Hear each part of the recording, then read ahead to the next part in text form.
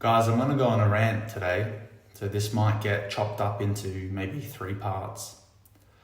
But the last few days I've experienced some pretty profound things.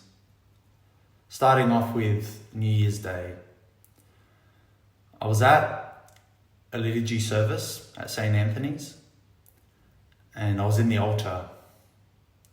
And as Pater was making the Eucharist, I couldn't help just think that, and again, I'm not trying to sound like self-righteous or anything like that, but I was like, there was nothing else on earth more precious and valuable than the communion. And I'll explain why. As humans, we're here on earth for a short time, yeah?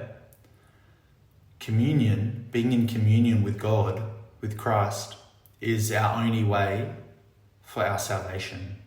There's a few things you need to do to be able to commune. You can't just go and commune.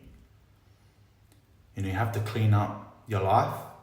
Repentance, confession is a must. You can't commune if you haven't confessed. And then, of course, the fasting and the preparation before communion. But communion, in and of itself, is the only way to save your soul, like to go to heaven, all right? This book that I read, The Departure of the Soul, speaks about the toll houses. And this book explains what happens after death, how the soul comes out, and then your guardian angel and another angel come to take your soul to the source, to God, all right? But along the way, you get stopped by demons, and they literally try to fight for your soul, all right? They're going to try and see them in you. And if you've lived a very ungodly life here, they'll have rights over your soul. A lot of people think that God sends people to heaven or hell. That's actually not the case. We choose where we want to go. Like, it's our choice. God has given us free will. God doesn't send us anywhere. We send ourselves to either hell or heaven, all right? So communion is the only way to surpass, like they say that if you've communed just before your last breath, and so if you commune right before your last breath and you have Christ inside of you, the demons flee from you, all right? So you go straight to heaven according to this book. But what I'm saying is, when I was in the altar and Pater was preparing the Eucharist, the communion, like this ticket into heaven. And like I said, I'm not trying to sound self-righteous, but the church was empty. And I was just sitting there thinking after the service, people would be spending maybe months planning their New Year's Eve, party or hotel room or alcohol, drugs, whatever it is, trying to organize, sexual encounters, hooking up with people, whatever it is. We spend so much time planning, carefully curating this event, this night. But in reality, it doesn't mean anything. When we leave this earth, we're only here for a short time. That stuff there isn't going to get you into heaven, all right? The only thing that will is communion.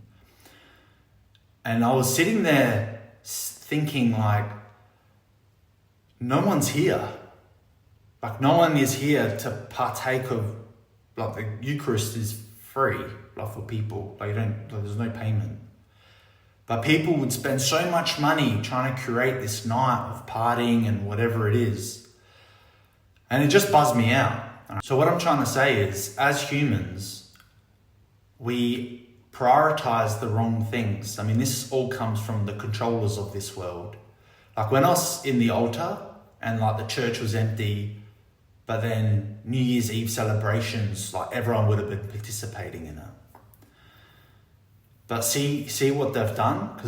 And what they try and do as well, this is another thing I want to say, because I just came from a funeral today, and going to a funeral is a big wake-up call, because it makes you realize your own mortality. And the controllers of this world have purposely hid death, from us. How often do you see death nowadays compared to like back in olden days? You'd see people, dying on the street, or families would have their loved ones that have passed away like in the living room. And people would see that, close family would see that, and they'll be reminded of their own mortality, and they'll be, God-fearing. They'll be very careful with their thoughts, their actions, how they move in life. Whereas now, I think the controllers of this world, unless you go to a lot of funerals, they hide death from us. So you don't think about your death or where you're going to go after, all right? The same even with animals. If you want to go get meat, you just go to the butcher, you see all the meat laid out, you just pick what you want. But you don't really see the death of the animals. It doesn't really register to people. And when I was at the funeral today, it sort of reminded me of my own mortality. And the priest said something interesting. He was like, are you prepared for death? The human body is like a shell, but the soul is eternal. What are we doing to help our soul get to heaven?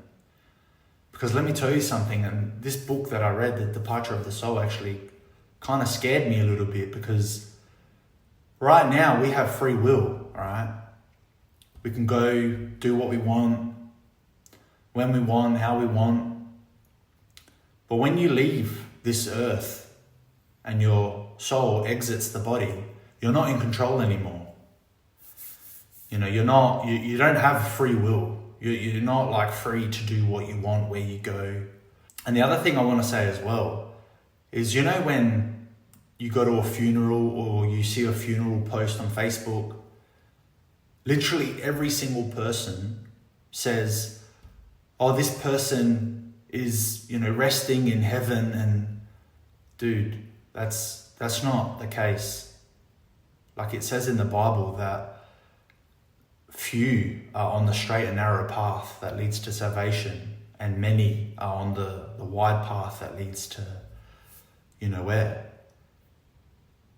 That this whole idea that when you just, live whatever kind of life you want, and then you just go to heaven, it's actually very difficult. Like even to come close to God, I'm not saying that I am, but it's actually very difficult to come close to God, let alone salvation. Not everyone is going to be saved, unfortunately.